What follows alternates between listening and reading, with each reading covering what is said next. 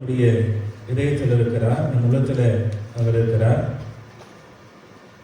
இந்த ஆண்டவரை, அவருடைய குரலை நாம் உற்று கேட்போம், அவருக்கு நன்றி செலுத்துவோம்.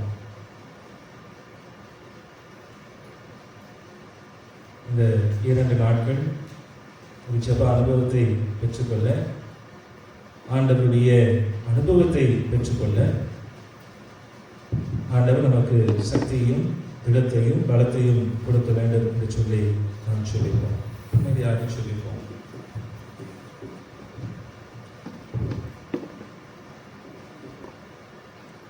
அன்னை மரியா நம்மோடு பயணிக்க வேண்டும்.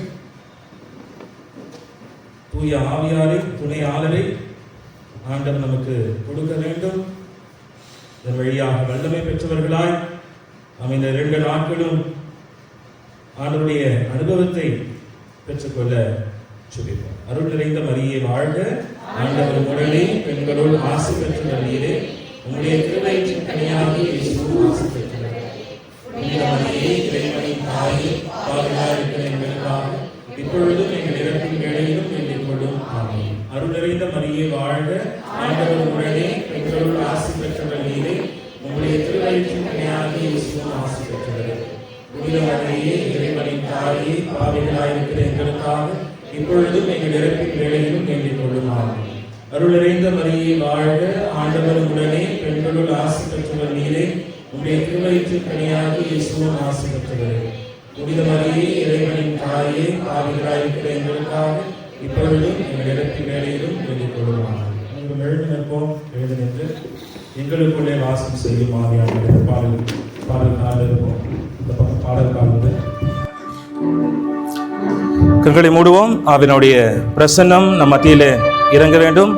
ஆவியானவர் நம்மை வழிநடத்த வேண்டும் என்று சொல்லி இந்த நேரத்தில் நாம் சிறப்பாக ஜெபிப்போம்.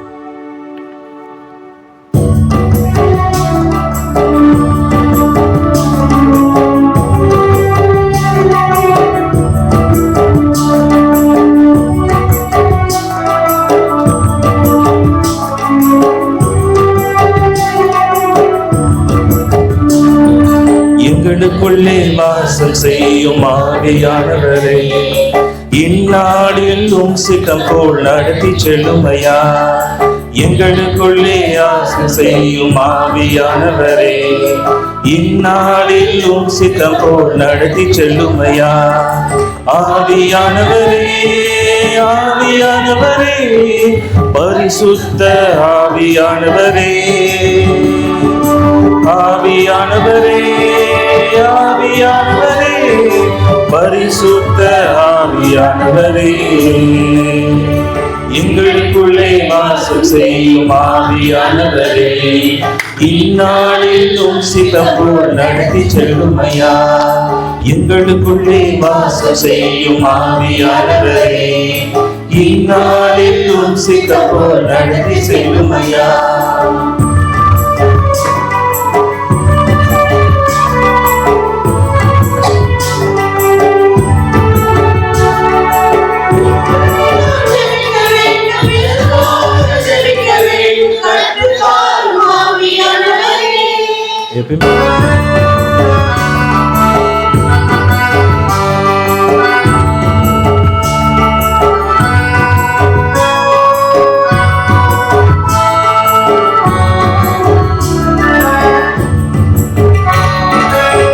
எப்படி நான் ஜெபிக்க வேண்டும், எதற்காக ஜெபிக்க வேண்டும், கற்றுத்தாரும் ஆவியானவரே. எப்படி நான் ஜெபிக்க வேண்டும், எதற்காக ஜெபிக்க வேண்டும், கற்றுத்தாரும் ஆவியானவரே. வேத வசனம் புரிந்து கொண்டு விளக்கங்களை அறிந்தேன், வேத வசனம் புரிந்து கொண்டு விளக்கங்களை அறிந்தேன், வெளிச்சத்தாரும் ஆவியானவரே. ஆவியானவரே, ஆவியானவரே, பரிசுத்த ஆவியானவரே, ஆவியானவரே, ஆவியானவரே, பரிசுத்த ஆவியானவரே, எங்களுக்குள்ளே வாசம் செய்யும் ஆவியானவரே, இந்நாளில் சித்தம் போல் நடத்தி செல்லுமையா. எங்களுக்குள்ளே வாசம் செய்யும் ஆவியானவரே, இந்நாளில் சித்தம் போல் நடத்தி செல்லுமையா.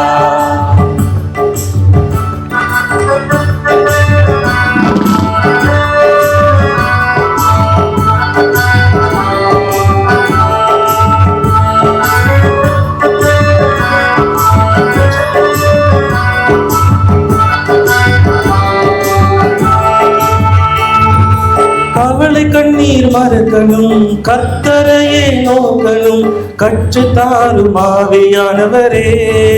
பாடும். கவலை கண்ணீர் மறக்கணும், கர்த்தரையே நோக்கணும், கற்றுத்தாரும் ஆவியானவரே. பாடுவோம். கவலை கண்ணீர் மறக்கணும், கர்த்தரையே நோக்கணும், கற்றுத்தாரும் ஆவியானவரே.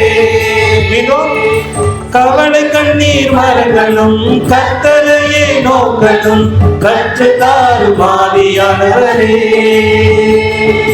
செய்த நன்மை நினைக்கணும், நன்றியோடு துதிக்கணும், செய்த நன்மை நினைக்கணும், நன்றியோடு துதிக்கணும், சொல்லித்தாரும் ஆவியானவரே.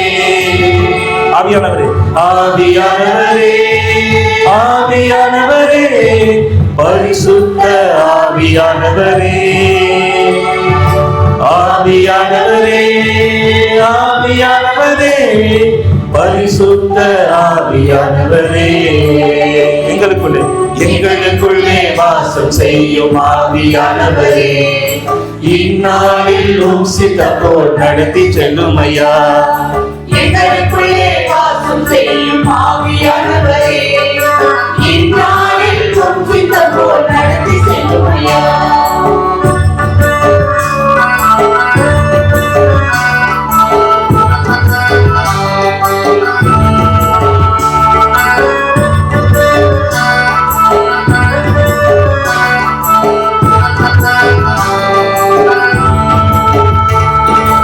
எதிரிகளின் சூழ்ச்சிகள், சாத்தானின் தீக்கணைகள், எதிர்த்து நிற்க பலன் வேண்டுமே.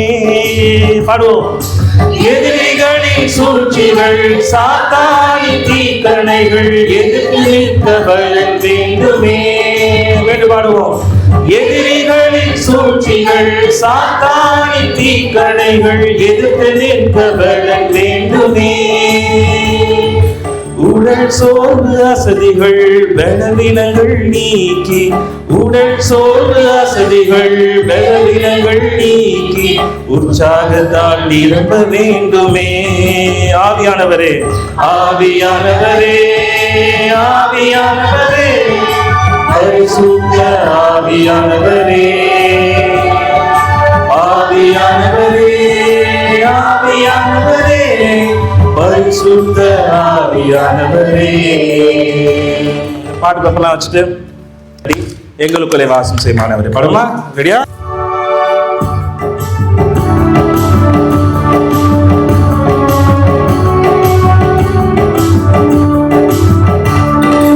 எங்களுக்குள்ளே வாசம் செய்யும் ஆவியானவரே, இந்நாளில் சித்தம் போல் நடத்தி செல்லுமையா. எங்களுக்குள்ளே வாசம் செய்யும் ஆவியானவரே, இந்நாளில் சித்தம் போல் நடத்தி செல்லுமையா. ஆவியானவரே, ஆவியானவரே, பரிசுத்த ஆவியானவரே, ஆவியானவரே, ஆவியானவரே, பரிசுத்த ஆவியானவரே, ஆவியானவரே, ஆவியானவரே, ஆவியானவரே, பரிசுத்த ஆவியானவரே. கரங்களை நெஞ்சோடு சேர்த்து பிடிப்போம். நெஞ்சோடு சேர்த்து செல்வோம். இயேசுவே, தாவீதின் மகனே, என் மீது இறங்கும். இயேசுவே, தாவீதின் மகனே, என் மீது இறங்கும். இயேசுவே, தாவீதின் மகனே, என் மீது இறங்கும். இயேசுவே, நான் உம்மை நம்புகிறேன். இயேசுவே, நான் உம்மை நம்புகிறேன். இயேசுவே, நான் உம்மை அன்பு செய்கிறேன். இயேசுவே, நான் உம்மை அன்பு செய்கிறேன். செய்வேன். எங்களை சொல்லுவோம். இயேசுவுக்கே புகழ், இயேசுவுக்கே புகழ், இயேசுவுக்கே புகழ், இயேசுவுக்கே புகழ், இயேசுவுக்கே நன்றி, இயேசுவுக்கே நன்றி. இயேசுவுக்கே நன்றி. மரியே வாழ்க, மரியே வாழ்க, மரியே வாழ்க. மரியே வாழ்க. போன வாரம்ல அதுக்கு முந்தின வாரம் பூசை வச்சேன். 11:30 பூசை, இங்கிலீஷ் பூசைக்கு கூப்பிடுவாங்க வழக்கமாக. அப்போ நான் பிரசங்கம் முடிச்சுட்டு திருப்பலி முடிச்சுட்டு நான் ஆலயத்துக்கு வெளியே வரேன். யூஸ்வலாக கதீட்ரலில் பூசை முடிச்சு அப்போ இங்கே நின்று பேசுகிறேன்ல, அந்த மாதிரிலாம் பேச மாட்டேன். முடிச்சுட்டு நான் போயிடுவேன். நான் அப்போ ஒரு அம்மா வேகமாக ஓடி வந்து இது மாதிரி ஒரு காகிதத்தில் ஒரு லெட்ரு கொடுத்தாங்க எனக்கு. யூஸ்வலாக இப்போ தியானத்துக்கு போகிறோம், இந்த திருப்பலிக்கு போகிறோம் அப்படி சொன்னால் மண்டாட்டுகள் எழுதி கொடுப்பாங்க ஒரு சிலர். ஜெபிச்சுங்க ஃபாதர் எனக்காக அப்படின்னு சொல்லிட்டு நிறைய. நான் அப்படி தான் ஒரு விண்ணப்பம் போல் அப்படின்னு நினச்சிட்டு நான் வச்சேன். அப்புறம் அந்த அம்மா சொன்னாங்க, ஃபாதர் கண்டிப்பாக நீங்கள் வாசிக்கணும், இங்கே ஃப்ரீயாக இருக்க டைமில் வாசிங்க அப்படின்னு சொன்னாங்க. அப்புறம் நான் இங்கே செமினருக்கு போயிட்டு அந்த லெட்டர் எடுத்து வாசித்தேன். இப்போ அந்த அம்மா ஒரு ஜெனியூனான ஒரு ஃபீட்பேக் கொடுத்துருந்தாங்க. அப்போ அன்றைக்கி பெரிய நற்செய்தி வாசகம், இப்போ தவ காலத்தில் எல்லாமே பெரிய நற்செய்தி வாசகம் தானே, பெரிய நற்செய்தி வாசகம். அப்போ யூஸ்வலாக அங்கே இருக்க ஃபாதர்ஸ் என்ன பண்ணுவாங்க போல், ஷார்ட்டாக வாசிப்பாங்க போல். நான் பெருசாக வாசித்தேன். அப்போ அந்த அம்மா அதை சொன்னாங்க, ஃபாதர் நீங்கள் பெரிய வெர்ஷனை எடுத்து லாங் வெர்ஷனை வாசிச்சிங்க, எனக்கு ரொம்ப சந்தோஷம் ஃபாதர் அதில் அப்படின்னு சொன்னாங்க. இப்போ இன்னொரு ஃபீட்பேக் எனக்கு கொடுத்தாங்க, நீங்கள் மறையுரை வைக்கிற பொழுது இறைவார்த்தையை சொல்லி சொல்லி மறையுரை வச்சிங்க, வெளியே எங்கேயுமே நீங்கள் போகல, நிறைய கதை சொல்லலை, அந்த நாளுக்கான இறைவார்த்தையை அதை மட்டுமே மையமாக வச்சு நீங்கள் பிரசங்கம் வச்சிங்க, அது எனக்கு ரொம்ப பிடிச்சிருந்தது அப்படின்னு சொன்னாங்க. இது என்னை பாராட்டுறதுக்காக நான் இதை சொல்லலை, அது எனக்கே ஒரு தெளிவை கொடுத்தது. ஒருவேளை கடவுள் இதை என்கிட்ட பேசுகிறாரோ என்பது போல் அந்த கடிதம் எனக்கு இருந்தது. இப்போ அதுக்கப்புறம் அந்த அம்மா சொன்னாங்க, ஏன் ஃபாதர் இதை நான் சொல்கிறேன் அப்படி சொன்னால், இறை வார்த்தை தான் மக்களை மனமாற்றத்திற்கு இட்டு செல்லும். Praise the Lord. Praise the Lord. இறை வார்த்தை தான் மக்களை மனமாற்றத்திற்கு இட்டு செல்லும். ஒரு சில நேரங்களிலே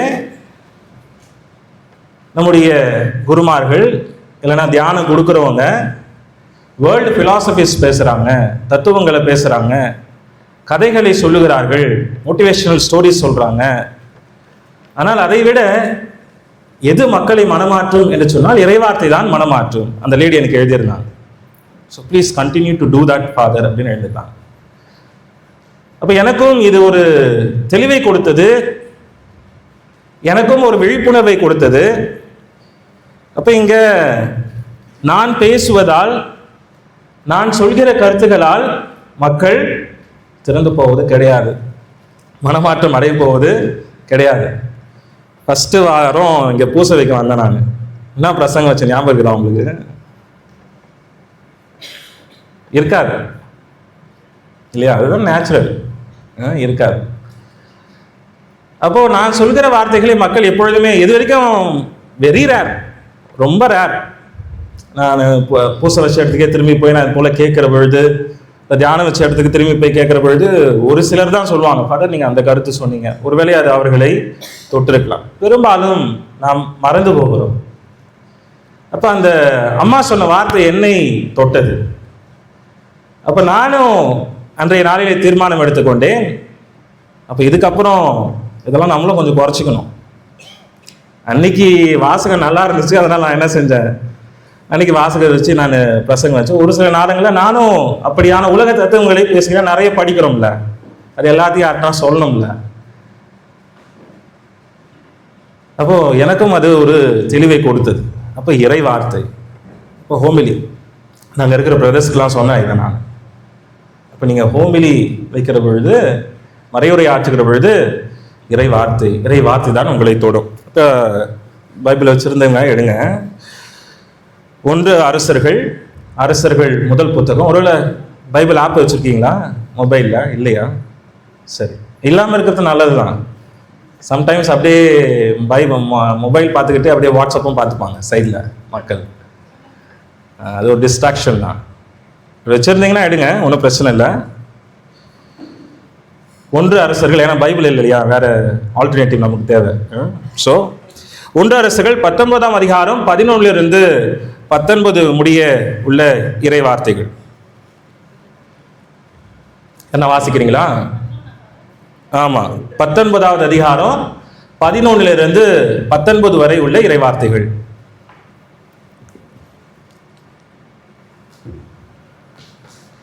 அப்போது ஆண்டவர், வெளியே வா, மலைமேல் என் திருமுன் வந்து நில். இதோ ஆண்டவராகிய நான் கடந்து செல்லவிருக்கிறேன் என்றார். இது யார்கிட்ட சொல்றாருன்னா எலியா இறைவாக்கினர்கிட்ட ஆண்டவர் சொல்றார். எலியா இறைவாக்கினர் உங்களுக்கு எல்லாம் தெரியும், கர்மேல் மலை மீது பாகாலின் பொய் இறைவாக்கினர்களை கொண்டு போடுகிறார். அப்ப ஈசபெல் அரசி அவரை கொல்ல தேடுகிறார். அப்ப அந்த அரசிக்கு பயந்து இவர் ஓடி ஒளிகிறார். அப்ப இவர் கடைசியாக வந்த இடம் எது சொன்னா ஓரேபு மலை. அப்போ ஓரேபு மலையில ஆண்டவர் எலியாவை பார்த்து சொன்ன வார்த்தைகள் வாசிங்க, தொடர்ந்து வாசிங்க. உடனே ஆண்டவர் திருமுன் பெரும் சுழற்காற்று எழுந்தது. மலைகளை பிளந்து பாறைகளை சிதறடித்தது. ஃபர்ஸ்ட் என்ன வந்துச்சு? பெரும் சுழற் காற்று. சரிங்களா? ஃபர்ஸ்ட் பெரும் சுழற் காற்று. ஆண்டவர் சொல்றாரு வெளியே வந்து நில்லு அப்படின்னு சொல்றாரு. எலியா வெளியே போய் நிற்கிறாரு. அப்போ முதல்ல என்ன வருது? பெரும் சுழற் காற்று வந்தது. சொல்லுங்க. அப்போ ஆனால் ஆண்டவர் அந்த காற்றில் இல்லை. பெரும் சுழற் காற்று, காற்றில் ஆண்டவர் இல்லை. அடுத்தது காற்றுக்கு பின் நிலநடுக்கம் ஏற்பட்டது. நிலநடுக்கத்திலும் ஆண்டவர் இருக்கவில்லை. நிலநடுக்கத்திற்கு பின் தீ கிளம்பிற்று. தீயிலும் ஆண்டவர் இருக்கவில்லை.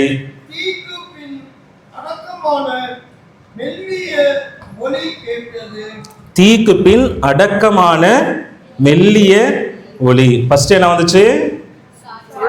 பெரும் சுழற் காற்று. ரெண்டாவது தீயா? நிலநடுக்கம். அப்புறம் தீ. ஃபோர்த்து அடக்கமான மெல்லிய ஒளி. அடக்கமான மெல்லிய ஒளி. a sound of sheer silence. அடக்கமான மெல்லிய ஒளி அவருக்கு கேட்டது. சொல்லுங்க. அடுத்து எலியா கேட்டவுடன் போர்வையினால் தம் முகத்தை மூடிக்கொண்டு வெளியே வந்து குகையின் வாயிலில் நின்றார். அப்பொழுது எலியா, நீ எங்கே என்ன செய்கிறாய் என்று குரல் கேட்டது. அப்போ இதை ஒவ்வொரு யூதர்களும் தங்களுடைய பிள்ளைகளுக்கு இந்த கதையை சொல்லுவார்கள். இது போல கதைகள் எல்லாம் சொல்லுவார்கள். இப்போ இந்த கதையை நீங்கள் ஏற்கனவே கேட்டிருக்கீங்க தானே? எலியாவை கடவுள் சந்திக்கிற நிகழ்வு உன்னரசர் புத்தகத்தில் இருக்கிறது. அப்போ இதை நான் என் சின்ன வயசில் கேட்டிருக்கிறேன். கேட்டகிசமில் கேட்டிருக்கிறேன். வீட்டில் எங்கள் அப்பா அம்மா சொல்லி நான் கேட்டிருக்கிறேன்.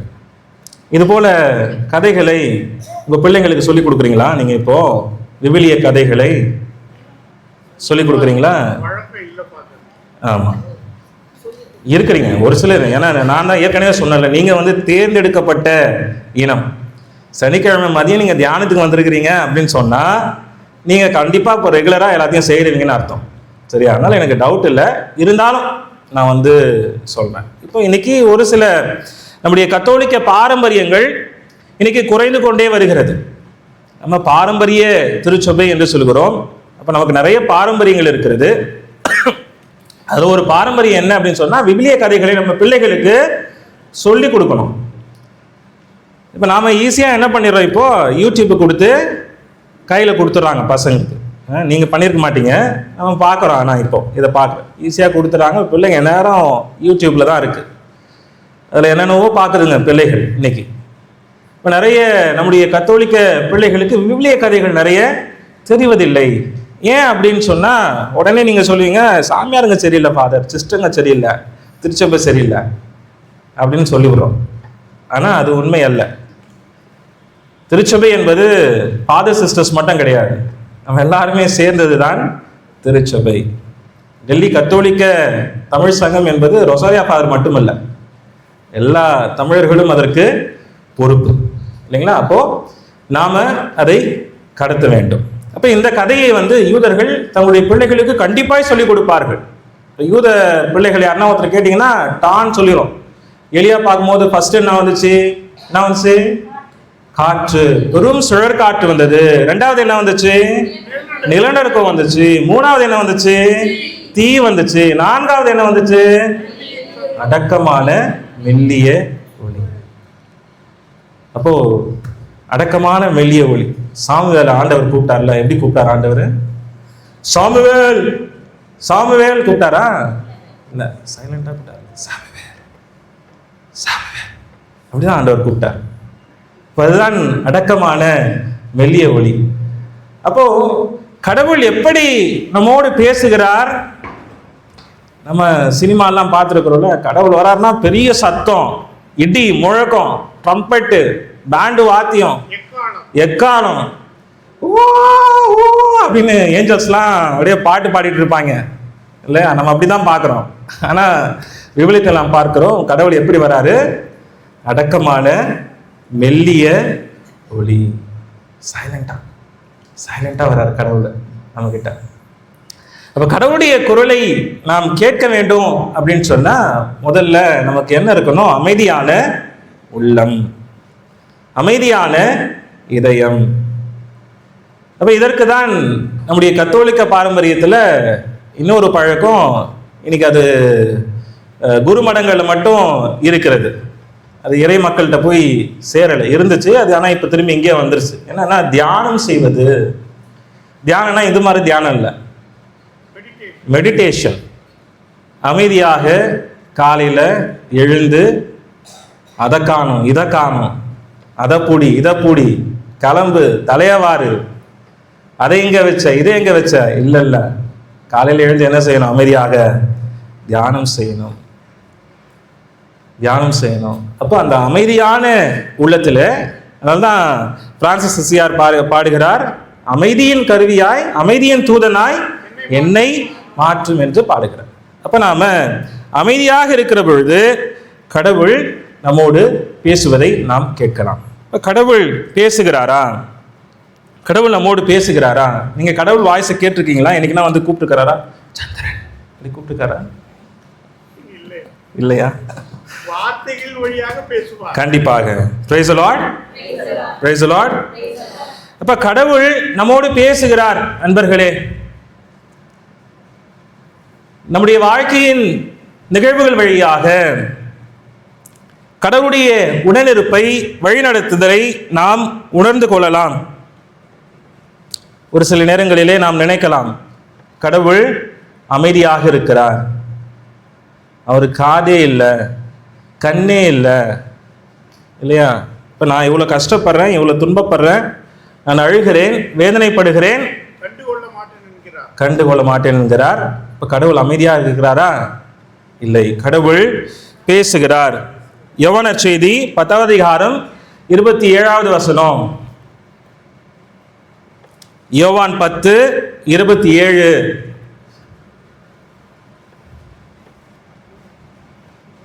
என் ஆடுகள் எனது குரலுக்கு செவிசாய்க்கின்றன, எனக்கும் அவற்றை தெரியும், அவையும் என்னை பின்தொடர்கின்றன. Very good. அப்போ கடவுள் சொல்லுகிறார், இயேசு சொல்லுகிறார், என் ஆடுகள் என் குரலை அறிந்திருக்கின்றன, செவிசாய்க்கின்றன, அவற்றை எனக்கு தெரியும், அவையும் என்னை பின்தொடர்கின்றன.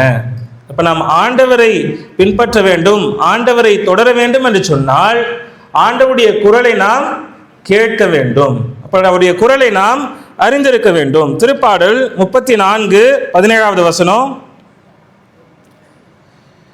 திருப்பாடல் 34:17வது வசனம்.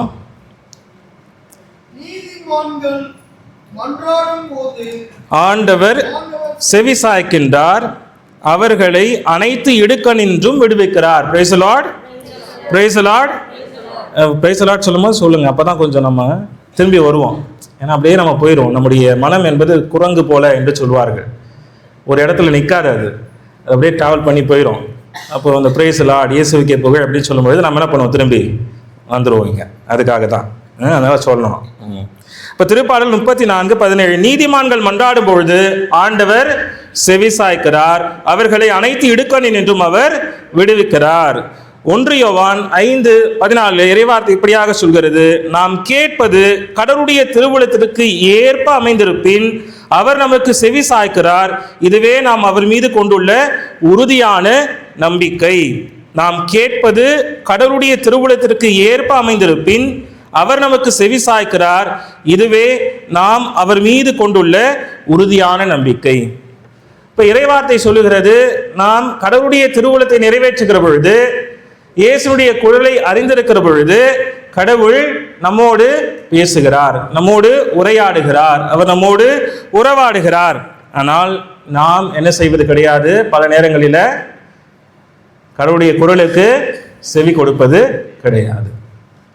பல நேரங்களில் கடவுள் நம்மோடு பேசுகிறார் என்று நமக்கு தெரியும், இதைத்தான் கடவுள் நமக்கு உணர்த்துகிறார் என்று தெரியும். ஆனால் நாம் கடவுளுடைய வார்த்தைக்கு செவிமடிக்க விருப்பம் தெரிவித்து கிடையாது. எனக்கு அது தேவையில்லை, ஐ டோன்ட் வாண்ட் இட். அப்போ என்னுடைய விருப்பம் பெரிதா, கடவுளுடைய திருவுளம் பெரிதா? இப்போ கடவுளுடைய திருவுளத்திற்கு நாம் செவி சாய்க்கிற பொழுது கடவுள் நமக்கு பதிலிருப்பு கொடுக்கிறார். பாடல் தாள்கள் எடுத்துப்போம். மதிய நேரம் என் கூடவே இரும் என் இயேசுவே என்கிற பாடலை நாம் பாடுவோம். பாடுகிற பொழுது நாம் சற்று தியானித்து பார்ப்போம், எந்தெந்த வகையெல்லாம் கடவுள் என்னோடு பேசி கொண்டிருக்கிறார். கடவுளுடைய உடனிருப்பு என்னுடைய வாழ்க்கையில எந்தெந்த இடங்களெல்லாம் வெளிப்பட்டு இருக்கிறது, நிச்சயமாக இருக்கிறது, பல்வேறு இடங்களிலே அது இருக்கிறது என்பதை நாம் தியானிப்போம்.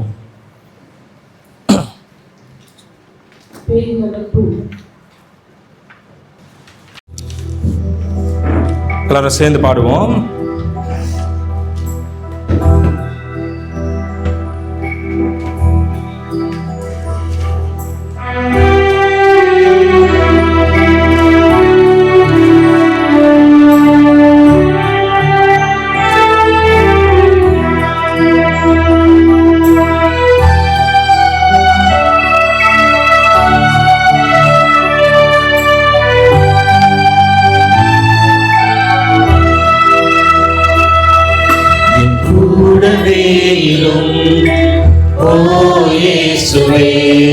நீர் இல்லாமல் நான் வாழ முடியாது, என் பக்கத்திலே இரும் ஓ இயேசுவே, நீர் இல்லாமல் நான் வாழ முடியாது. என் கூடவே இரும், என் கூடவே இரும் ஓ இயேசுவே, நீர் இல்லாமல் நான் வாழ முடியாது, என் பக்கத்திலே இரும் ஓ இயேசுவே, நீர் இல்லாமல் நான் வாழ முடியாது.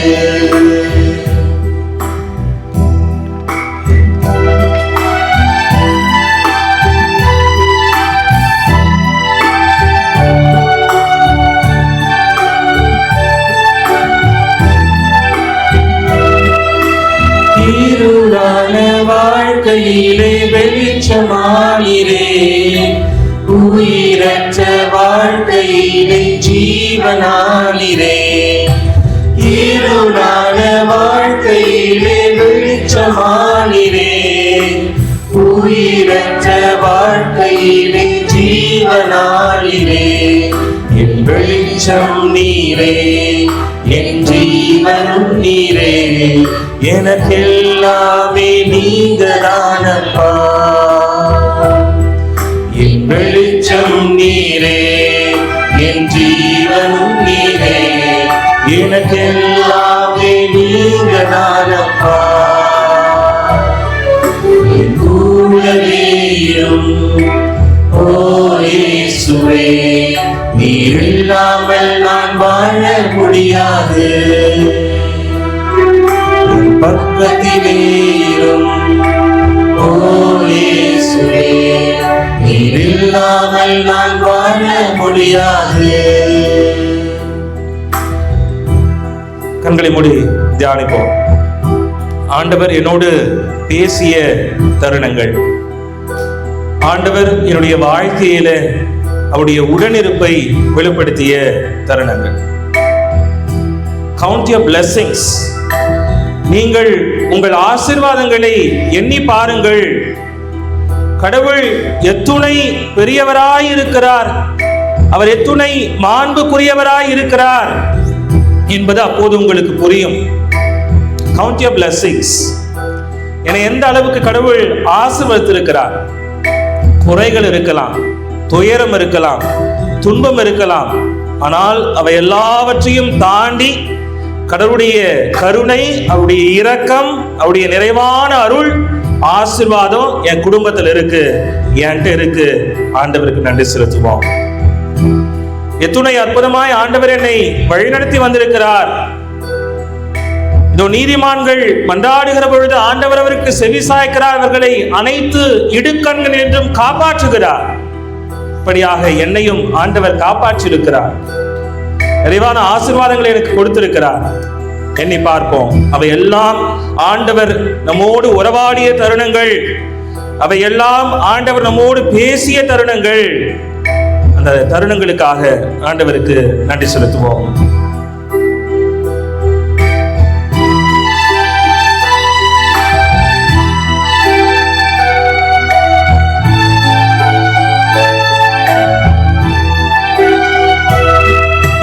கண்ணீர் சிந்தும் நேரில் நீ தாயுமானிரே, காயப்பட்ட நேரத்தில் நீ தகப்பனானிரே. கண்ணீர் சிந்தும் நேரத்தில் நீ தாயுமானிரே, காயப்பட்ட நேரத்தில் நீ தகப்பனானிரே. என் அம்மாவும் நீரே, என் அப்பாவும் நீரே, எனக்கெல்லாமே நீங்க தானப்பா. என் அம்மாவும் நீரே, என் அப்பாவும், எனக்கெல்லாமே நீங்க தானப்பா. என் கூடவே இரும் ஓ இயேசுவே, நீர் இல்லாமல் நான் வாழ முடியாது. ஓ இயேசுவே, நீர் இல்லாமல் நான் வாழ முடியாது. என் கூடவே இரும், என் கூடவே இரும். ஓ இயேசுவே, நீர் இல்லாமல் நான் வாழ முடியாது. என் பக்கத்திலே இரும். ஓ இயேசுவே, நீர் இல்லாமல் நான் வாழ முடியாது. பெரிய இரக்கத்தை, கருணையை அவரின் மீது பொழிந்திருக்கிறார். ஆண்டவருக்கு நன்றி செலுத்துவோம். Thank you Jesus. நன்றி ஏசப்பா. எங்கள் வாழ்க்கையில் நாங்கள் என்ன செய்யணும், எப்படி நடக்க வேண்டும் என்பதை நீர் எங்களுக்கு சொல்லிக் கொடுத்திருக்கிறேன். அதற்காக உமக்கு நன்றி செலுத்துகிறோம். எங்கள் வாழ்க்கைகளை நாங்கள் இடறி வீழ்கிற பொழுது கரம் கொடுத்து எங்களை தாங்கிக் கொள்கிற நல்ல தகப்பனாய், நல்ல தாயாய் நீர் வழி நடத்தி வந்திருக்கிறீரே, அதற்காக உமக்கு நன்றி செலுத்துகிறோம். இதை எங்கள் வாழ்க்கையை உமக்கு அர்ப்பணிக்கிறோம். தொடர்ந்து உம்முடைய குரலை நாங்கள் கேட்க வேண்டும். தொடர்ந்து உம்முடைய பிரசன்னம் எங்கள் வாழ்க்கையை வழிநடத்த வேண்டும் என்று சொல்லி நாம் செபிப்போம். இயேசுவுக்கே புகழ், இயேசுவுக்கே நன்றி, மரியே வாழ்க. பேசுகிறார். அவர் தொடர்ந்து பேசிக்கொண்டே இருக்கிறார். நாம தான் பல நேரங்களிலே அவருடைய குரலை கேட்பது கிடையாது. மதர் தெரேசா அவங்க சொல்றாங்க, God speaks in the silence of the heart. Listening is the beginning of prayer. அன்னை மரியாள் ஆண்டவர் இதயத்தினுடைய அமைதியில் அவர் பேசுகிறார். நம்முடைய இதயம் அமைதியாக இருக்கிற பொழுது கடவுள் நம்மோடு பேசுவார். நம்ம எப்போ கடவுளுக்கு செவிமடுக்க ஆரம்பிக்கிறோம் அப்படின்னு சொன்னால் ஜெபம். இப்போ நீங்கள் எப்போ ஜெபம் செய்ய ஆரம்பிக்கிறீர்களோ அப்பொழுது நீங்கள் கடவுளுடைய குரலை கேட்கிறீர்கள் என்று சொல்கிறார். இப்போ நான் ஏற்கனவே சொன்னது போல நிறைய மெடிடேஷன்ஸ் நிறைய இருக்குது. இன்னைக்கு நம்ம நினச்சிக்கிறோம் மெடிடேஷன் தியானம் அப்படின்னு சொன்ன உடனே வேறு ஒரு சமயத்தை தான் நாம் நினைக்கிறோம். தியானம்னா அவங்க தான் பண்ணுவாங்க, முனிகள் பண்ணுவாங்க, ரிஷிகள் பண்ணுவாங்க அப்படின்னு சொல்லிட்டு. ஆனால் தியானம் செய்வது என்பது நம்முடைய கத்தோலிக்க பாரம்பரியம். இப்போ தியானம் செய்யுங்கள். காலையில் எழுந்துச்சு தியானம் செய்யுங்க. ரொம்ப பெருசாக அரை மணி நேரம் 1 மணி நேரம் முனிவர் போல் ரிஷி போலலாம் செய்ய வேண்டாம். 3 minutes எழுந்து கண்களை மூடி ஆண்டவருக்கு நன்றி செலுத்தி இன்றைக்கி நான் என்ன செய்ய போகிறேன், அந்த 1 நிமிஷம் போதும், அந்த 3 நிமிஷம் போதும், உங்கள் நாள் இனியதாய் அமையும். அதனால் என்ன தடைகள் வந்தாலும், என்ன துன்பம் வந்தாலும், துயரம் வந்தாலும் கடவுள் உங்களை வழிநடத்தி செல்வார். 2 Popes அப்படின்னு ஒரு படம் வந்துச்சு, யாருன்னா பார்த்துருக்கீங்களா? இங்கிலீஷில் வந்துச்சு 2 Popes அப்படின்னு சொல்லிட்டு. இப்போ நம்முடைய திருத்தந்தையினுடைய பெயர் என்ன? 15 லியோவா 16 லியோவா 16 லியோவா?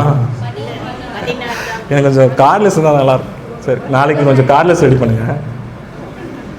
எனக்கு கொஞ்சம் நின்றுட்டே பேசுறது. ஓகே. ஸோ 14ஆம் லியோ அவர் தான் நம்முடைய ஏற்பு திருத்தந்தை. இதுக்கு முன்னாடி இருந்த திருத்தந்தை யாரு? Pope Francis. சூப்பர். அதுக்கு முன்னாடி இருந்த திருத்தந்தை யாரு? அதுக்கு நடுவில் ஒருத்தர் இருந்தார், மறந்துட்டீங்களா? பெனடிக்ட். அவர் தான் 16th, அவர் தான் 16ஆம் பெனடிக்ட். அதுக்கு முன்னாடி இருந்தவர் ஜான் பால். அதுக்கு முன்னாடி இருந்தவர் ஜான் பால் 2. அதுக்கு முன்னாடி இருந்தவர் ஜான் பால் 1. சரிங்களா? அதுக்கு முன்னாடி இருந்தவர் பால் தி 6th, 6ஆம் பவுல். அதுக்கு முன்னாடி இருந்தவர் 23ஆம் ஜான். இந்த 23ஆம் ஜான் தான் 2ஆம் வத்திக்கான் சங்கத்தை தொடங்கணும்னு ஆசைப்பட்டவர், அதுக்கான காரியங்கள் எல்லாம் ஈடுபட்டவர்.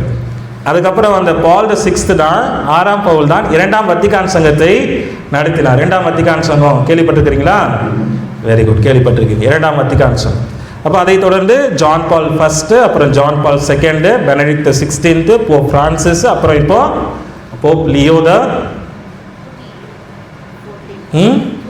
14th, 14ஆம் Leo.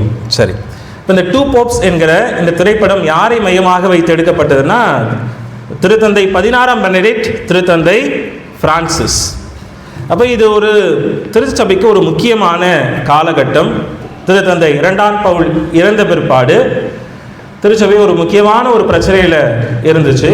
அப்போ அந்த பிரச்சனையிலேருந்து திருச்சபையை மீட்டு கொண்டு வருவதற்கு ஒரு திருத்தந்தை தேவைப்பட்டார். அந்த திருத்தந்தை தான் திருத்தந்தை 16ஆம் Benedict. Is a very good theologian, எனக்கு ரொம்ப ரொம்ப பிடிக்கும். ஆனால் இந்த லிபரேஷன் பேசுகிறவர்கள், விடுதலை பேசுபவர்களுக்கு அவரை பிடிக்காது. ஏன்னா அவர் ஒரு அடிப்படைவாதி, ஃபண்டமெண்டலிஸ்ட் என்று அவரை சொல்லுவார்கள். இப்போ அவர் தான் என்ன பண்ணார், இந்த மொழிபெயர்ப்பெல்லாம் மாற்றினார். அதுக்கு முன்னாடி நீங்கள் ஆண்டவர் உங்களோடு இருப்பாராக அப்படின்னு சொன்னால் நீங்கள் என்ன சொல்வீங்க? உம்மோடும் இருப்பாராக. நாங்கள் இவர் சொன்னார், உம்மோடும் இருப்பாராகலாம் சொல்லக்கூடாது. ஏன்னா லாட்டினில் என்ன இருக்கும் அப்படின்னு சொன்னால், இங்கிலீஷில் சொல்கிறது the Lord be with you and with your spirit என்று சொல்கிறோம். அப்போ அப்படியே நீங்கள் அதை மொழி மாற்றம் தான் செய்ய வேண்டும். நீங்கள் உங்கள் லாங்குவேஜுக்கு ஏற்ற மாதிரி கருத்தை மாற்றிக்க கூடாது அப்படின்னு அவர் சொன்னார். அதனால தான் என்னன்னு மாறிடுச்சு, ஆன்மாவோடும் இருப்பதாக அப்படி மாறிச்சு. இதெல்லாம் ஒரு சிலருக்கு பிடிக்கல. இது என்ன ஆன்மாவோடும் இருப்பாராக, உம்மோடும் இருப்பாராக நல்லா தானே இருக்குது அப்படின்னு சொல்லிட்டு அவரை ஒரு சிலர் வெறுப்பார்கள். ஆனால் அவர் மிகப்பெரிய ஒரு இறையாளர், திருச்சபைக்கு கிடைத்த மிகப்பெரிய ஒரு சொத்து. அப்போது அவர் ஒரு அடிப்படைவாதி. அப்போ அடுத்ததாக வருகிற திருத்தந்தை பிரான்சிஸ், அவர் விடுதலை இறைகளை பற்றி பேசுகிறவர். அப்போ இந்த 2 பேரையுமே 2 துருவங்களாக பார்த்தார்கள். அப்போ எப்படி இது மேட்ச் ஆகும்? இந்த பக்கம் ஒருத்தர் அடிப்படைவாதியாக இருக்கிறார், இந்த பக்கம் விடுதலை பேசுபவராக ஒருத்தர் இருக்கிறாரு, எப்படி மேட்ச் ஆகும் அப்படின்னு சொல்லி எடுக்கப்பட்ட திரைப்படம் தான் இந்த 2 Popes அப்படின்னு ஒரு திரைப்படம். இது ஏன் உங்களுக்கு இன்னைக்கு சொல்கிறேன் அப்படின்னு சொன்னால், அதில் ஒரு காட்சி அமைக்கப்பட்டிருக்கிறோம். இது உண்மையாக நடந்ததாக இருக்க வாய்ப்பில்லை. ஆனால் அந்த டைரக்டர் ஒரு காட்சியை ஏற்படுத்துகிறார். என்ன காட்சி அப்படின்னு சொன்னால், அடிப்படைவாதி என்று சொல்லப்பட்ட திருத்தந்தை பெனடிக்ட் ஒரு ராடிக்கல் ஸ்டெப் எடுக்கிறாரு. என்ன அப்படின்னு சொன்னால், நான் ரிட்டையர் ஆக போகிறேன்னு சொல்கிறார். இப்போ வரலாற்றில் எந்த போப்பும் ரிட்டையர் ஆக மாட்டாங்க, ரிட்டையர் ஆகக்கூடாது. இதுதான் அடிப்படைவாதிகளுடைய வாதம். Pope should not resign. அப்போ ஆனால் இவர் அடிப்படைவாதின்னு சொல்லப்பட்ட பெனடிக்ட் என்ன பண்ணுறாரு? ரேடிக்கல் ஸ்டெப் எடுக்கிறாரு. நான் ரிட்டையர் ஆக போகிறேன். வரலாற்றிலே செய்த யாருமே அவ்வளோ பெரிய பதவியை தூக்கி எறிய மாட்டார்கள். ஆனால் அதை செய்து காட்டியவர் திருத்தந்தை பெனடிக்ட் அவர்கள். அப்போ இவர்கள் 2 பேருக்குமான உரையாடல் தான் அந்த திரைப்படம். அப்போ ஒரு திரைப்படம் போயிட்டே இருக்கும், 2 பேரும் பேசிட்டே இருப்பாங்க, நிறைய விஷயங்களை விவாதிப்பாங்க, திருச்சபை பிரச்சனைகளை பற்றியெல்லாம் விவாதிப்பாங்க. அப்போ ஒரு கட்டத்தில் வருகிற பொழுது திருத்தந்தை பெனடிக்ட் சொல்லுவார், நான் ரிசைன் பண்ண போகிறேன். இவர் கேட்பார், இதெல்லாம் ஏன் ஏன்ட்ட சொல்லிட்டுக்கிறீங்க அப்படின்னு கேட்பார் போப் பிரான்சிஸ். அப்போ இவர் சொல்லுவார், நான் ரிசைன் பண்ண போகிறேன் அப்படின்னாரு. அப்போ அவர் போப்பு, இப்போ ஒரு கார்டினால் தான், பிரான்சிஸ் கார்டினால். அப்போ எனக்கு அப்புறம் நீங்கள் திருச்சபையை வழி நடத்தணும் அப்படின்னு சொல்லிட்டு பிரான்சிஸ் கிட்ட சொல்கிறார். அப்போது பிரான்சிஸ் ஏற்றுக்கவே மாட்டார். யார்? விடுதலையை பற்றி பேசுகிறவர், ரேடிக்கலாக திங்க் பண்ணுறவர். No pope should not resign. இவர் அடிப்படைவாதி மாதிரி பேசுவார் பிரான்சிஸ். அப்போது திருத்தந்தை பெனடிக்ட் அந்த வசனம் அழகாக கொடுக்கப்பட்டிருக்கும். இப்போ சொல்லுவார், நீங்கள் ஏன் ரிசைன் பண்ணுறீங்க அப்படின்னு கேட்பார். அப்போ சொல்லுவார், ஐ don't listen to his voice அப்படின்னு சொல்லுவார். நான் அவருடைய வார்த்தையை கேட்கவில்லை. எவ்வளோ நாள் அவர் பேசிட்டு இருந்தார், அந்த திருச்சபையை வழிநடத்தி கொண்டு வந்தேன், ஆனால் இப்போது அந்த வார்த்தை எனக்கு கேட்கலன்னா அவர் என்ன சொல்கிறாரு? போதன் இருந்தது, நீ போ, நான் இன்னொருத்தரை தேர்ந்தெடுக்க போகிறேன் அப்படின்னு ஆண்டவர் சொல்கிறாரு. I don't listen to his வாய்ஸ்னு சொல்வார். அப்போது ஆண்டவருடைய வார்த்தையை கேட்காமல் இந்த திருச்சபையை, அவருடைய திருச்சபையை என்னால் வழிநடத்த முடியாது என்று அவர் சொல்வார். அப்போ திருத்தந்தை பிரான்சிஸும் அதை, இப்போ கார்டினல் பிரான்சிஸ் அதை ஏற்றுப்பார். அப்போ நீங்கள் என்ன செய்ய போகிறீங்க? ரிசைன் பண்ணிட்டு என்ன பண்ண போகிறீங்க? ஏன்னா இது வரைக்கும் நாங்கள் பார்த்தது இல்லையே போப் ரிசைன் பண்ணிட்டு. ஏன்னா Pope is for ever Pope, bishop is for ever bishop இல்லையா? ரிட்டையர்மெண்ட் ஆனாலும் அவங்க பிஷப் தான், ரிட்டையர்மெண்ட் ஆனாலும் போப் என்ன செய்வார்? அப்போ சொல்வார், நான் அமைதியாக திருச்சபைக்காக ஜெபிப்பேன் என்று சொல்வார். அப்போது கடவுளுடைய வார்த்தையை கேட்பது என்பது மிக மிக முக்கியம். ஆகவேதான் திருத்தந்தை பெனடிக்ட் அவர்கள் சொல்லுகிறார், God speaks quietly but he gives us all the time to understand his voice. கடவுள் அமைதியாக பேசுகிறார், நம்மோடு பேசுகிறார். ஆனால் நான் ஏற்கனவே சொன்னது போல அந்த ஷியர் சைலன்ஸ் நம்ம கேட்பது கிடையாது. ஏன்னா உலகத்தினுடைய சத்தம் மிக அதிகமாக இருக்கிறது, நம்ம கடவுளுடைய வார்த்தையை கேட்பது கிடையாது. அதனால் திருத்தந்தை பெனடிக்ட் என்ன சொல்கிறாரு? கடவுள் நம்மோடு பேசுகிறார், அவர் பேசிவிட்டு அதை புரிந்து கொள்வதற்கான காலத்தையே நமக்கு கடவுள் கொடுக்கிறார் என்று அவர் சொல்லுகிறார். என்னுடைய வாழ்க்கையில் கடவுள் பேசிய தருணம் நிறைய இருக்கிறது. ஒரு முக்கியமான தருணம் என்னுடைய வாழ்க்கையில், முக்கியமான தருணம், என் ஃபாதர் ஆகிட்டு 2 வருஷம் கழிச்சு, 5 வருஷம் தான் ஆகுது, ரொம்ப பெரிய சீனியர்னு நினச்சிக்காதீங்க என்ன. 2 வருஷம் முடிச்சுட்டு எங்கள் பிஷப் கூப்பிட்டு என்கிட்ட சொன்னார், நெக்ஸ்ட் இயர் நீங்கள் செமினரிக்கு ப்ரொஃபஸராக போகணும் அப்படின்னு சொன்னார். அப்போ முதல்ல நான் எங்கள் ஆண்டவர்கிட்ட சொன்னேன், அன்றைக்கி எனக்கு பிறந்த நாள். பிஷப் கூப்பிட்டு சொன்னார், I am going to give you a birthday gift அப்படின்னாரு. நானும் பெருசாக கொடுக்க போகிறான்னு நினச்சிட்டு போனேன். அவர் செமினரிக்கு போனோம் அப்படின்னு சொன்னார். நான் அமைதியாக, சரிங்க ஆண்டவரே, நீங்கள் என்ன சொன்னாலும் நான் ஏற்றுக்கிறேன் அப்படின்னு சொல்லிட்டு வந்துட்டேன். ஆனால் வந்துட்டு பிற்பாடு நிறைய ஃபாதர்ஸ் என்ன பண்ணாங்க, என்னை மண்டே கழுவ ஆரம்பிச்சிட்டாங்க.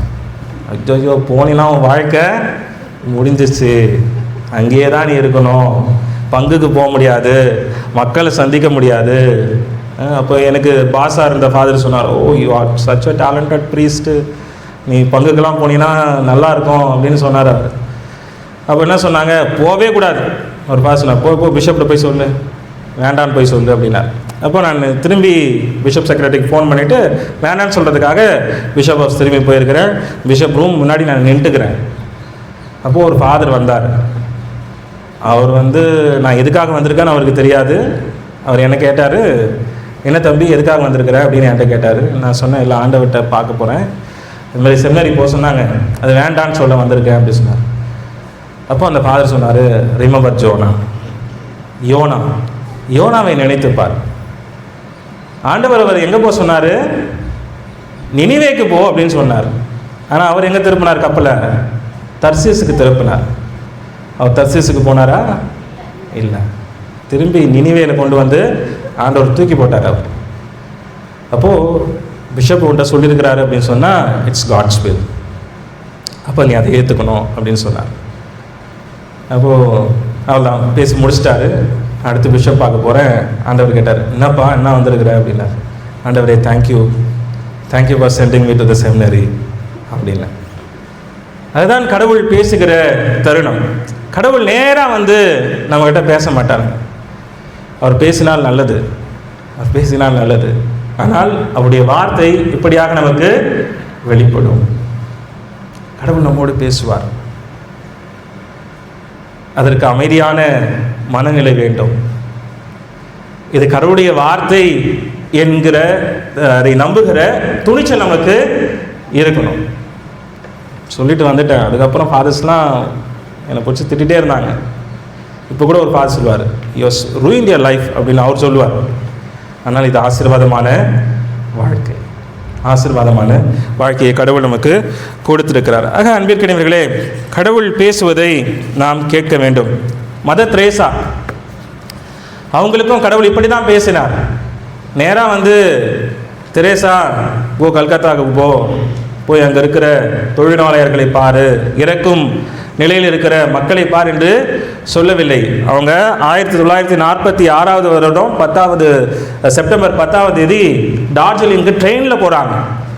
ட்ரெயினில் போகிற பொழுதுதான் கடவுளுடைய அழைப்பை அவர்கள் உணர்ந்து கொண்டார்கள். திரும்பிக்கு கல்கத்தாவுக்கு வந்து அவங்க தனி சபையை ஆரம்பித்து இன்றைக்கி நமக்கு தெரியும் அவர்கள் என்னென்ன பணி செய்திருக்கிறார்கள் என்று நமக்கு தெரியும். ஆகவே இன்றைக்கி கடவுள் நம்மோடு பேசுகிறார் என்று சொன்னால் அதில் மிக மிக முக்கியமானது நிறைய டூல்ஸ் இருக்குது. இப்போ நான் சொன்னது ஒரு டூல். இப்படியாக மனிதர்கள் வழியாக கடவுள் நம்மோடு பேசுவார். இறை வார்த்தையின் வழியாக கடவுள் பேசுவார். மிக மிக முக்கியமான டூல், கடவுள் நம்மோடு பேசுகிற டூல் எது சொன்னால் என்னது? பைபிள், ஹோலி பைபிள், விவிலியம். அப்போ நான் நிறைய சொல்லியிருக்கேன். நம்முடைய கத்தோலிக்க பாரம்பரியம் விவிலியம் வாசிப்பது, குடும்ப ஜெபம் ஜெபிப்பது, தினந்தோறும் விவிலியம் வாசிக்கணும். எத்தனை பேர் வாசிக்கிறீங்க குடும்பத்தில்? விவிலியம் வாசிக்கிறவங்க, குடும்பமாக அமர்ந்து விவிலியம் வாசிப்பது எத்தனை பேர்ட்ட இருக்குது? Very good, super. அப்போ விவிலியம் வாசிக்க வேண்டும். இன்றைக்கி நான் ஒரு குருவாக இருக்கிறேன் என்று சொன்னால் எங்கள் வீட்டில் குடும்ப ஜெபம் இருக்கும். நிறைய நேரத்தில் நான் வந்து ஸ்கிப் பண்ண ட்ரை பண்ணுவேன். எப்படியாச்சும் ஐயோ இன்றைக்கி அம்மா சீக்கிரமாக முடிச்சுடுவாங்களா ஜபத்தை, அவங்க ஜபம் செய்யும் போதெல்லாம் எனக்கு இப்படி தான் தோணும்.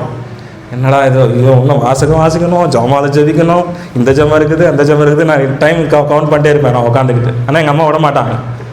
எல்லா ஜபத்தையும் அவங்க ஜபிப்பாங்க, இறை வார்த்தையை வாசிப்பாங்க. அப்போ அதுதான் என்னை இன்றைக்கு இங்கே கொண்டு வந்து நிறுத்தி இருக்கிறது. இன்றைக்கி நான் நிறைய படிக்கிறேன். அது படிக்கிறதுலாம் நான் எப்படி புரிஞ்சுக்கிறேன் அப்படின்னு சொன்னால், அது அங்கே எனக்கு எங்கள் அம்மா சொல்லி கொடுத்தது தான். இன்றைக்கி பாட்டு பாடுறேன். ஏன் பாட்டு பாடுறேன்? குடும்பமாக உட்காந்து பாட்டு பாடுவாங்க எங்கள் அம்மா. ஐயோ முடிச்சிட மாட்டாங்களா? ஒரு ஸ்டான்ஸாக கூட முடிச்சிட மாட்டாங்களா? விட மாட்டாங்க எங்கள் அம்மா, 2 ஸ்டான்ஸாக பாடுவாங்க.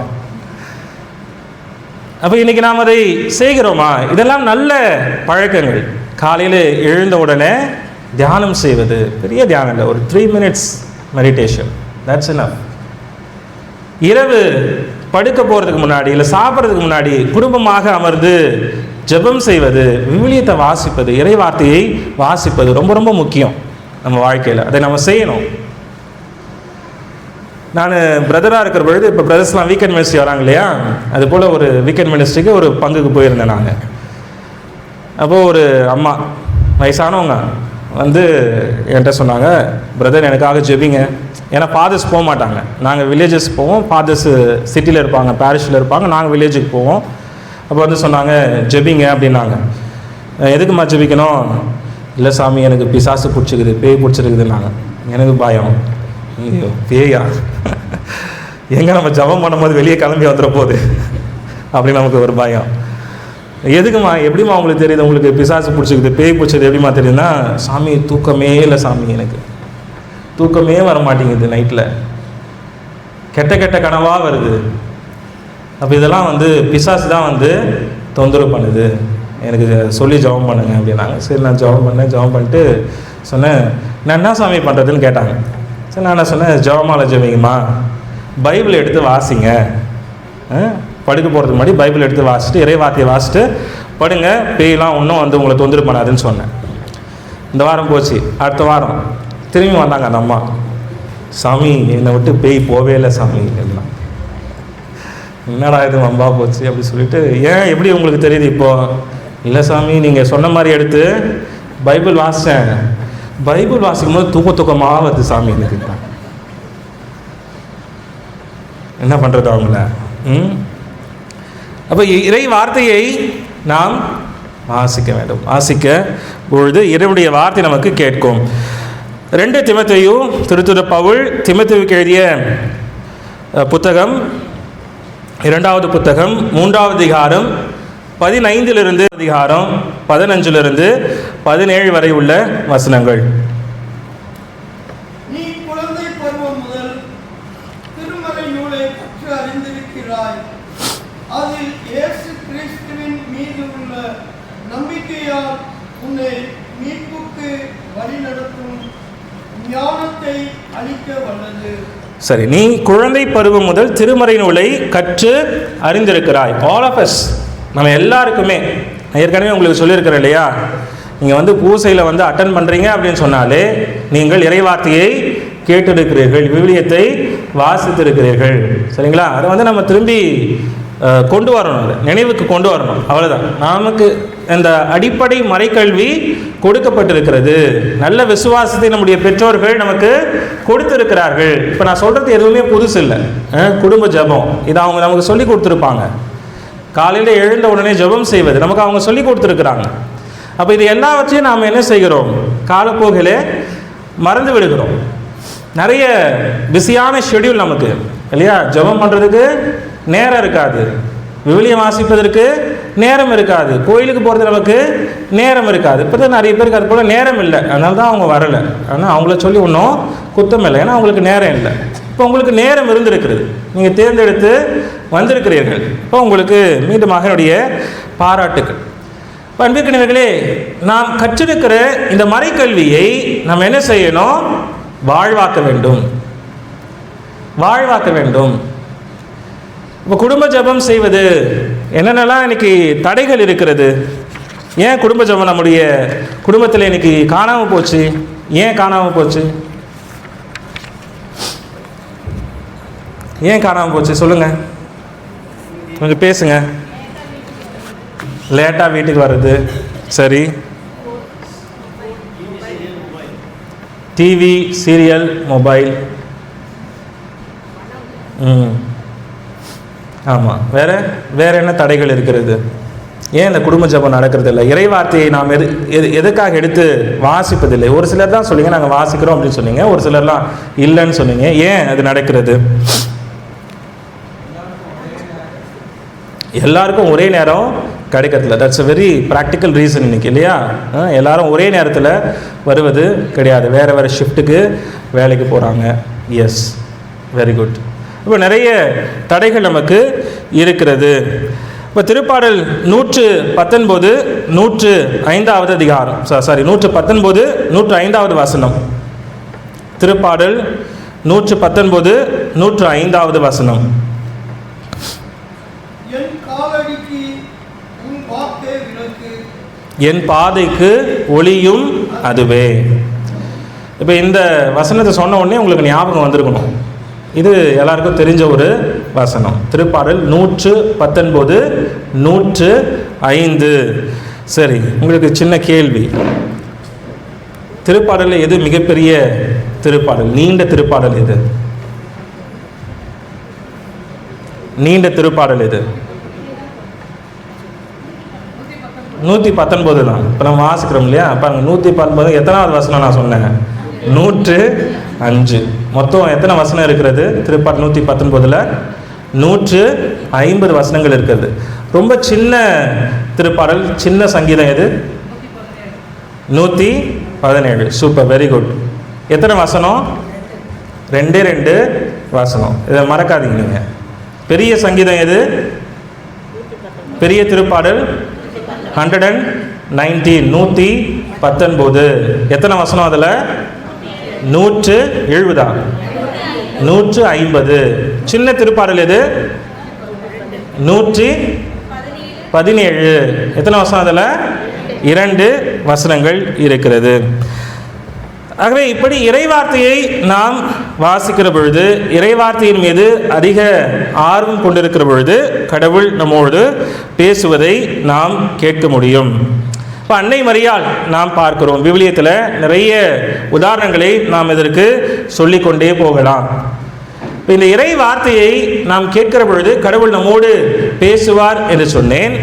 அப்போ கடவுள் பேசுவதை நான் உணர்ந்து கொள்கிற பொழுது அதை செயல்படுத்துவது எனக்கு துணிச்சல் தேவைப்படுகிறது. இப்போ சந்தேகம் இருக்கலாம், இப்போ எனக்கு செமினரிக்கு போகக்கூடாதுங்கிறது என்னுடைய விருப்பம், அதான் என்னுடைய விருப்பமாகவும் இருந்தது. அதனால தான் அவங்க சொன்ன பிறகு நான் அதை செய்யணும்னு போனேன். ஆனால் அங்கே ஒரு மனிதர் வருகிறார். அவர் என்னை பார்த்து சொல்கிறாரு, யோனா கதையை எனக்கு சொல்கிறாரு, நீ யோனாவை போல ஆகிவிடுவாய் என்று அவர் சொல்லுகிறார். அப்போது அங்கே ஒரு ஸ்டெப் எடுக்கிறேன் நான், இல்லையா? இப்போ நம்முடைய வாழ்க்கையிலும் அந்த ஒரு ஸ்டெப் நம்ம எடுக்கணும். கடவுள் நம்மோடு பேசுகிறார் என்று நாம் உணர்ந்து கொள்கிற பொழுது, கடவுள் எனக்கு இதை வெளிப்படுத்துகிறார் என்று என் உள்ளுணர்வுக்கு கண்டிப்பாக தெரியும். அதை செய்கிற பொழுது நான் ஒரு ஸ்டெப் எடுக்கணும். அதைத்தான் ஃபிலாசபியில் என்ன சொல்கிறாங்க, லீப் ஆஃப் ஃபெய்த் என்று சொல்லுகிறார்கள். நம்பிக்கையின் தாவல், லீப் ஆஃப் ஃபெய்த். அன்னை மரியாளுக்கு இந்த லீப் ஆஃப் ஃபெய்த் இருந்துச்சு. இப்போது வானதூதர் கபிரியேல் வானதூதர் தோன்றி அன்னை மரியாவுக்கு சொல்லுகிறார், நீ குழந்தையை பெற்றெடுப்பாய். அன்னை மரியாவுக்கு புரிஞ்சுதா? வானதூதர் என்ன சொன்னாரு அவங்களுக்கு புரிஞ்சுதா? அவங்க சொன்னாங்களா, சரி நீங்கள் எல்லாம் எனக்கு விளங்கிருச்சு அப்படின்னு சொன்னாங்களா? இல்லை, அவங்க என்ன சொன்ன வார்த்தை என்ன, நான் ஆண்டவருடைய அடிமை, உம் சொற்படி எனக்கு நிகழட்டும். அவங்களுக்கு புரியல, ஆனாலும் அவங்க என்ன சொன்னாங்க, உம் சொற்படியே எனக்கு நிகழட்டும். இதுதான் லீப் ஆஃப் ஃபெய்த் என்று சொல்வது, நம்பிக்கையின் தாவல். ஒருவேளை அது நமக்கு பிடிக்காமல் இருக்கலாம், ஒருவேளை அது நமக்கு புரியாமல் இருக்கலாம், குழப்பமாக இருக்கலாம். ஆனால் இந்த லீப் ஆஃப் ஃபெய்த், இந்த நம்பிக்கை தாவல் இருக்கிற பொழுது அங்கே நாம் ஆண்டவருடைய குரலுக்கு பதிலிருப்பு செய்கிறோம். ஆபிரகாம், ஆண்டவர் சொல்றாரு, உன் நாட்டிலிருந்து கிளம்பி நான் காண்பிக்கிற நாட்டுக்கு செல்லுன்றார். டெல்லியிலிருந்து கிளம்பி சென்னைக்கு போன்னு சொல்ல அவர் என்ன சொல்றாரு, டெல்லியிலிருந்து கிளம்பி நான் காண்பிக்கிற இடத்திற்கு செல் அப்படின்னு சொல்றாரு. ஆபிரகாமுக்கு தெரியாது எங்கே காமிக்க போறாரு, அவருக்கு தெரியாது. கிளம்புனார், அவர் கிளம்பிட்டார். அதுதான் லீப் ஆஃப் ஃபெய்த். அவருக்கு தெரியாது எங்கே போகிறோன்னு அவருக்கு தெரியாது. ஆனால் ஆண்டவர் சொன்னவுடன் அவர் அதை செய்தார், ஏற்றுக்கொண்டார். பேதுரு நாம் பார்க்கிறோம், ஆண்டவர் கடல் மீது நடந்து வருகிறார்.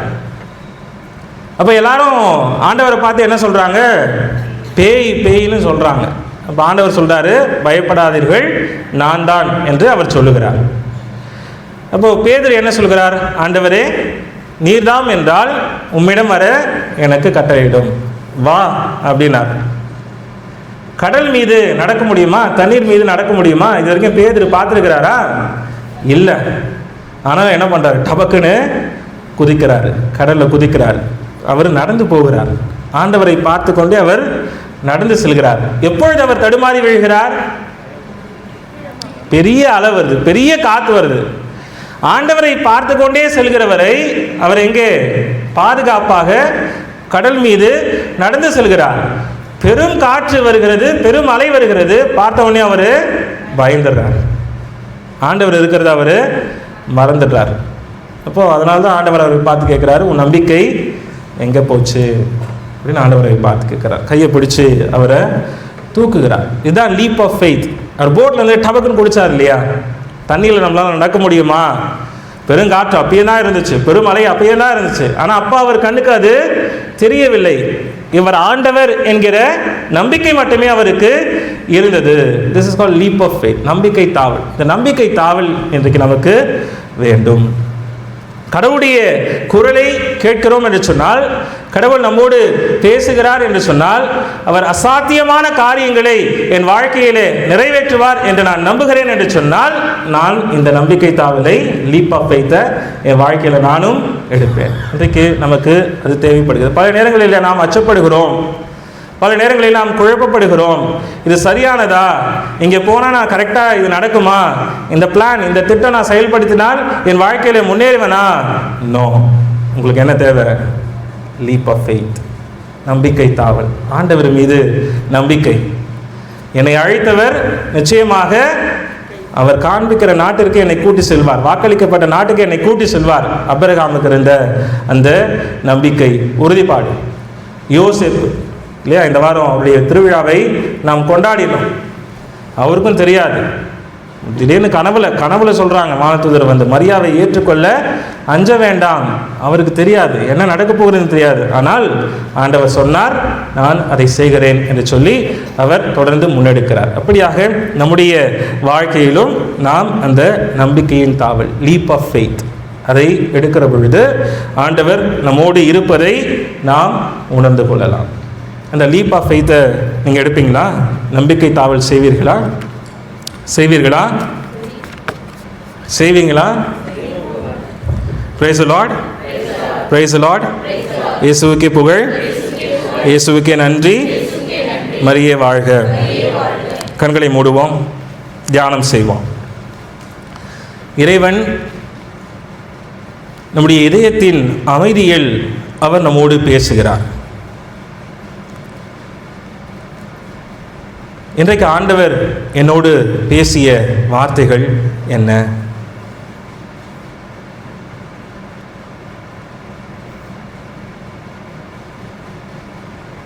கவனிப்போம். அந்த நிதர்சனமான அமைதியில்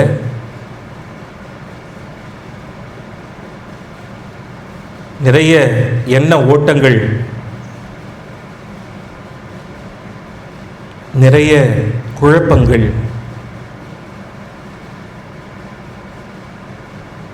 ஆண்டவரை கேட்போம், பேசுங்க ஆண்டவரே, என் உள்ளத்தில் நீர் இருந்து நான் என்ன செய்ய வேண்டும் என்பதை எனக்கு சொல்லிக் கொடுங்க என்று கேட்போம். நம் தவக்காலத்தில் இருக்கிறோம். ஆண்டவருடைய பாடுகள், இறப்பு, உயிர்ப்பு, இந்த மறைபொருளை கொண்டாடுவதற்காக நம்மை ஆயத்தப்படுத்துகிற இந்த நாட்களிலும் கூட ஆண்டவருடைய வார்த்தை நம்மை தொட வேண்டும் என்று சொல்லி நாம் செபிப்போம்.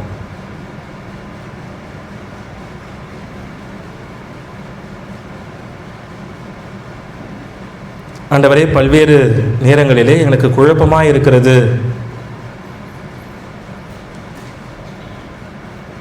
நீர் என்னோடு பேசுகிறீர், உம்முடைய திருவுளத்தை எமக்கு வெளிப்படுத்துகிறீர். ஆனால் இது உம்முடைய திருவுளம் என்று அதை பின்பற்றுவதற்கு எனக்கு தயக்கமாக இருக்கிறது. நம்பிக்கையை கொடுங்கள், பலத்தை கொடுங்க என்று கேட்போம்.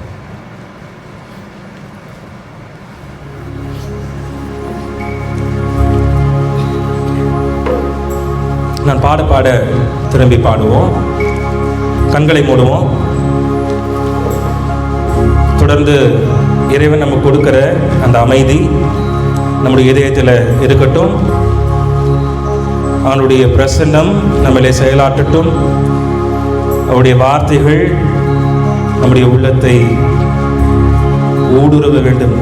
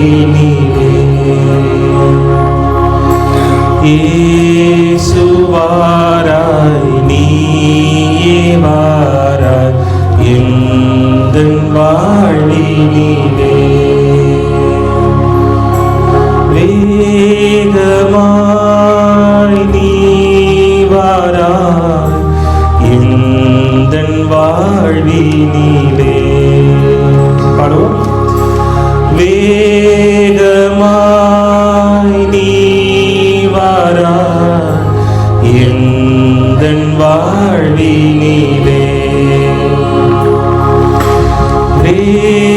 வேகமாய் நீ வாராய் எந்தன் வாழ்வினிலே வேகமாய் நீ வாராய் எந்தன் வாழ்வினிலே வேகமாய் இறங்கி வாராய் எந்தன் வாழ்வினிலே வேகமாய் இறங்கி வாராய் எந்தன் வாழ்வினிலே இயேசு வாராய் இயேசு வாராய் நீயே வாராய் எந்தன் வாழ்வினிலே இயேசு வாராய் நீயே வாராய் எந்தன் வாழ்வினிலே வேகமாய் நீ வாராய் எந்தன் வாழ்வினிலே வேகமாய் நீ வாராய் எந்தன் வாழ்வினிலே வேகமாய் நீ வாராய் எந்தன் வாழ்வினிலே வேகமாய் நீ வாராய் எந்தன் வாழ்வினிலே வேகமாய் இறங்கி வாராய் எந்தன் வாழ்வினிலே வேகமாய் இறங்கி வாராய் எந்தன் வாழ்வினிலே இயேசுவை வாராய் நீயே வாராய் எந்தன் இதயத்திலே என்று நாம் பாடுவோம். இயேசு வாராய் நீயே வாராய் எந்தன் இதயத்திலே பாடுவோம். இயேசு வாராய் நீயே வாராய் எந்தன் இதயத்திலே வேகமாய் நீ வாராய் எந்தன் இதயத்திலே வேகமாய் நீ வாராய்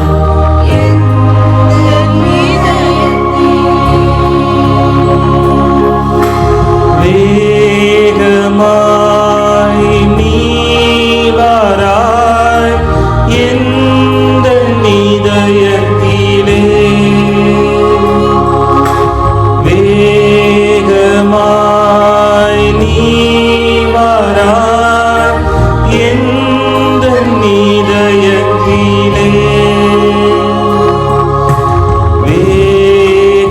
வேகமாய் இறங்கி வாராய் எந்தன் இதயத்திலே வேகமாய் இறங்கி வாராய் எந்தன் இதயத்திலே இயேசு வாராய் நீயே வாராய் எந்தன் வாழ்வினிலே இயேசு வாராய் நீயே வாராய் எந்தன் வாழ்வினிலே இயேசு வாராய் நீயே வாராய் எந்தன் இதயத்திலே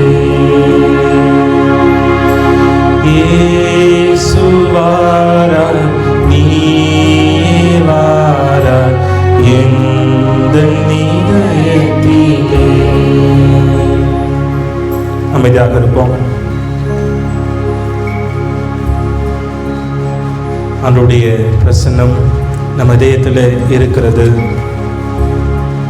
ஒவ்வொரு மனிதருக்குள்ளும் அவருடைய ஆவியானவர் செயல்பட்டு கொண்டிருக்கிறார். நாம் சுவாசிக்கின்ற சுவாசம், நம்முடைய உயிர் எல்லாமே ஆண்டவருடைய பிரசன்னம்.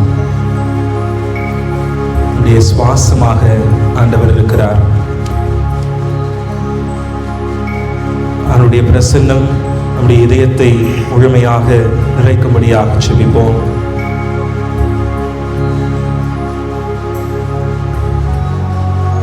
அவர் நம்மோடு பேசுகிறார், நம்மோடு உரையாடுகிறார், நம்மோடு உறவாடுகிறார்.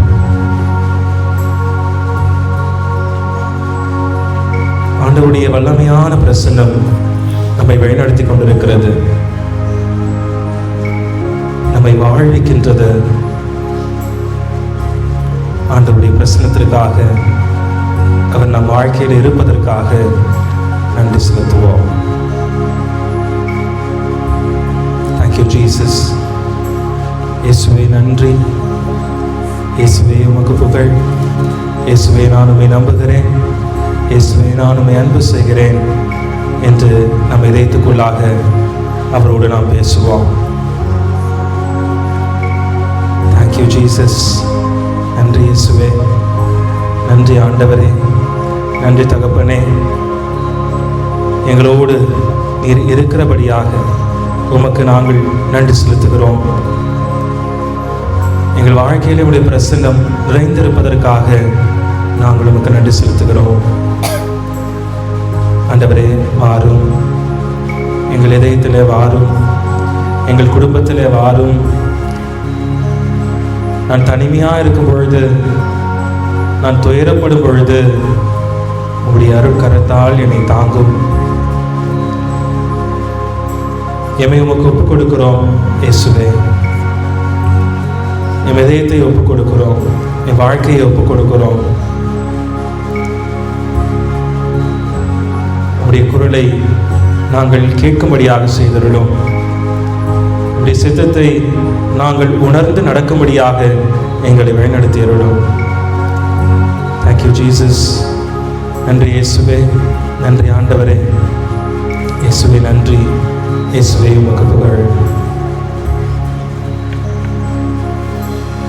கரங்களை ஊற்றி சொல்லுவோம். இயேசுவே ஆண்டவர், இயேசுவே ஆண்டவர், இயேசுவே ஆண்டவர், இயேசுவுக்கே புகழ், இயேசுவுக்கே நன்றி.